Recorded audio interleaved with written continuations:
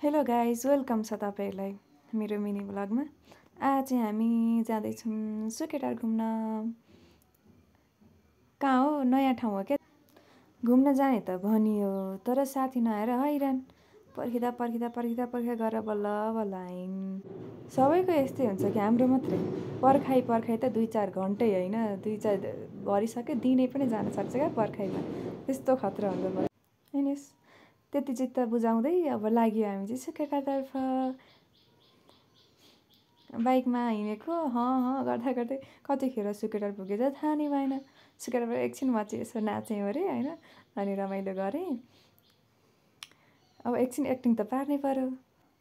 यहाँ चाहिँ एकदम शान्त सुनसान छ क्या। यसमा यहाँनिर गाडी यताउति केही छैन क्या। यस्तो राम्रो प्लेस छ नि, म त जतिखेर पनि त्यहीँ बसु लागेको क्या। यति रमाइलो ठाउँ छ। तपाईँहरूलाई पुरै त देखाउन पाइनँ तर जति छ होइन। सो यो टाइममा चाहिँ म भिडियो बनाउँछु भनेर गएको होइन क्या। त्यत्तिकै अब आफ्नै इन्जोयको लागि कति धेरै म भिडियो भनिरहेको छु नि त।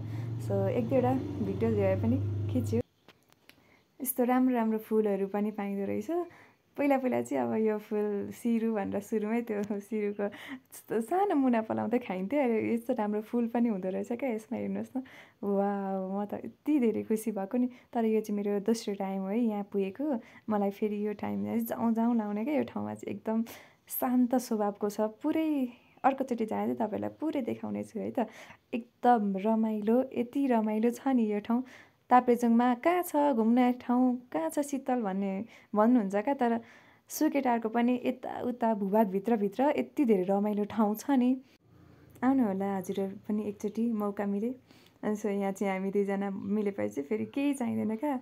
यति धेरै रमाइलो गर्छौँ नि कुरै छोडिदिउँ। अब चाहिँ हामी घर फर्क्यौँ है त। Thank you so much. Like comment गरिदिनु होला है त मन परेमा।